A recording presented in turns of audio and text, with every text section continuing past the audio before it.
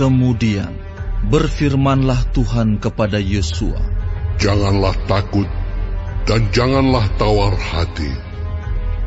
Bawalah seluruh tentara dan bersiaplah. Majulah ke Ai. Ketahuilah, aku serahkan kepadamu raja negeri Ai, rakyatnya, kotanya, dan negerinya.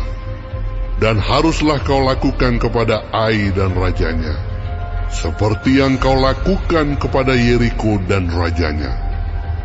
Hanya barang-barangnya dan ternaknya boleh kamu jarah. Suruhlah orang bersembunyi di belakang kota itu." Lalu bersiaplah Yosua beserta seluruh tentara untuk pergi ke Ai. Yosua memilih 30.000 orang, pahlawan-pahlawan yang gagah perkasa. Mereka disuruhnya pergi pada waktu malam. Dan kepada mereka diperintahkannya, katanya, "Ketahuilah, kamu harus bersembunyi di belakang kota itu untuk menyerangnya. Janganlah terlalu jauh dari kota itu, dan bersiap-siaplah kamu sekalian. Aku dan semua orang yang bersama-sama dengan aku akan mendekati kota itu. Apabila mereka keluar menyerbu kami, seperti yang pertama kali, maka kami akan melarikan diri dari hadapan mereka. Jadi mereka akan keluar menyusul kami, sehingga kami memancing mereka jauh dari kota itu. Sebab mereka akan berkata, orang-orang itu melarikan diri dari hadapan kita, seperti yang pertama kali.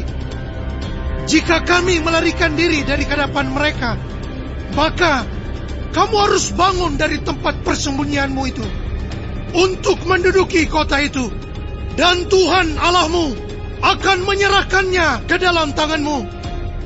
Segera setelah kamu merebut kota itu, haruslah kamu membakarnya sesuai dengan firman Tuhan. Kamu harus melakukan semuanya itu. Ingatlah, itulah perintahku kepadamu." Demikianlah Yosua menyuruh mereka pergi. Lalu berjalanlah mereka ke tempat persembunyian dan tinggal di antara Betel dan Ai, di sebelah barat Ai. Tetapi Yosua bermalam di tengah-tengah rakyat pada malam itu. Keesokan harinya, Yosua bangun pagi-pagi. Lalu diperiksanyalah barisan bangsa itu, dan berjalanlah ia maju, beserta para tua-tua orang Israel, di depan bangsa itu ke Ai. Juga seluruh tentara yang bersama-sama dengan dia berjalan maju. Mereka maju mendekat, lalu sampai ke tentangan kota itu. Kemudian berkemahlah mereka di sebelah utara Ai, sehingga lembah itu ada di antara mereka dan Ai. Yosua telah mengambil kira-kira 5.000 orang, lalu disuruhnya mereka bersembunyi di antara Betel dan Ai, di sebelah barat kota itu. Beginilah rakyat itu diatur. Seluruh tentara itu di sebelah utara kota, dengan barisan belakang di sebelah barat kota. Pada malam itu, berjalanlah Yosua melalui lembah itu. Pagi-pagi, ketika raja negeri Ai melihat hal itu, maka ia dan seluruh rakyatnya, orang-orang kota itu, segera keluar berperang, menyerbu orang Israel ke lereng di seberang dataran itu. Raja itu tidak tahu bahwa ada orang bersembunyi di belakang kota. Yosua dan seluruh orang Israel itu berlaku seolah-olah dipukul mundur oleh mereka, lalu melarikan diri ke arah padang gurun. Sebab itu, semua orang yang ada di kota dikerahkan untuk mengejar orang Israel.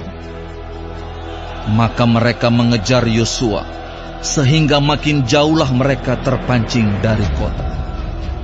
Seorang pun tidak tertinggal lagi di Ai dan Betel, yang tidak keluar memburu orang Israel. Mereka meninggalkan kota itu terbuka, karena mereka mengejar orang Israel. Lalu berfirmanlah Tuhan kepada Yosua, "Acungkanlah lembing yang ada di tanganmu ke arah Ai, sebab aku menyerahkan kota itu ke dalam tanganmu. Maka Yosua mengacungkan lembing yang di tangannya ke arah kota itu. Ketika diacungkannya tangannya, maka segeralah bangun orang-orang yang bersembunyi itu dari tempatnya. Mereka berlari memasuki kota, merebutnya, lalu segera membakar kota itu. Ketika orang Ai berpaling menoleh ke belakang, tampaklah asap kota itu naik membubung ke langit. Mereka tidak sempat melarikan diri kemanapun juga, sebab rakyat yang tadinya lari ke padang gurun berbalik melawan pengejar-pengejar. Ketika Yosua dan seluruh Israel melihat bahwa orang-orang yang bersembunyi itu telah merebut kota, dan bahwa asap kota itu naik membubung, berbaliklah mereka, lalu menewaskan orang-orang Ai. Sementara itu juga, keluar orang-orang Israel yang lain dari dalam kota menyerbu orang-orang Ai, sehingga terjepit di tengah-tengah orang Israel itu. Yang ini dari sini dan yang itu dari sana. Orang-orang Ai ditewaskan, sehingga seorang pun dari mereka tidak ada yang dibiarkan terlepas atau luka. Tetapi Raja Ai ditangkap mereka hidup-hidup dan dihadapkan kepada Yosua. Segera sesudah orang Israel selesai membunuh seluruh penduduk kota Ai di padang terbuka, kemana orang Israel mengejar mereka. Dan orang-orang ini semuanya tewas oleh mata pedang sampai orang yang penghabisan. Maka seluruh Israel kembali ke Ai dan memukul kota itu dengan mata pedang. Jumlah semua orang yang tewas pada hari itu, baik laki-laki maupun perempuan, ada 12.000 orang, semuanya orang Ai. Dan Yosua tidak menarik tangannya yang mengacungkan lembing itu sebelum seluruh penduduk kota Ai ditumpasnya. Hanya ternak dan barang-barang kota itu dijarah oleh orang Israel sesuai dengan firman Tuhan yang diperintahkannya kepada Yosua. Yosua membakar Ai dan membuatnya menjadi timbunan puing untuk selama-lamanya, menjadi tempat yang tandus sampai sekarang. Dan Raja Ai digantungnya pada sebuah tiang sampai petang. Ketika matahari terbenam, Yosua memerintahkan orang menurunkan mayat itu dari tiang, lalu dilemparkan di depan pintu gerbang kota.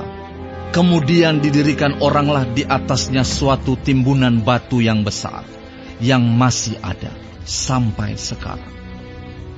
Pada waktu itulah, Yosua mendirikan mezbah di Gunung Ebal bagi Tuhan, Allah Israel, seperti yang diperintahkan Musa, hamba Tuhan, kepada orang Israel, menurut apa yang tertulis dalam kitab hukum Musa.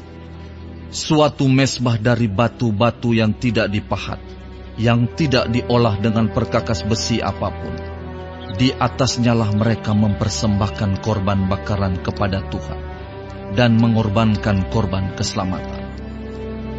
Dan di sanalah di atas batu-batu itu dituliskan Yosua salinan hukum Musa yang dituliskannya di depan orang Israel. Seluruh orang Israel, para tua-tuanya, para pengatur pasukannya, dan para hakimnya berdiri sebelah menyebelah tabut, berhadapan dengan para imam yang memang suku Lewi, para pengangkat tabut perjanjian Tuhan itu, baik pendatang maupun anak negeri. Setengahnya menghadap ke Gunung Gerizim, dan setengahnya lagi menghadap ke Gunung Ebal, seperti yang dahulu diperintahkan oleh Musa, hamba Tuhan, apabila orang memberkati bangsa Israel. Sesudah itu, dibacakannya lah segala perkataan hukum Taurat, berkatnya dan kutuknya, sesuai dengan segala apa yang tertulis dalam kitab hukum. Tidak ada sepatah kata pun dari segala apa yang diperintahkan Musa yang tidak dibacakan oleh Yosua kepada seluruh jemaah Israel dan kepada perempuan-perempuan dan anak-anak dan kepada pendatang yang ikut serta.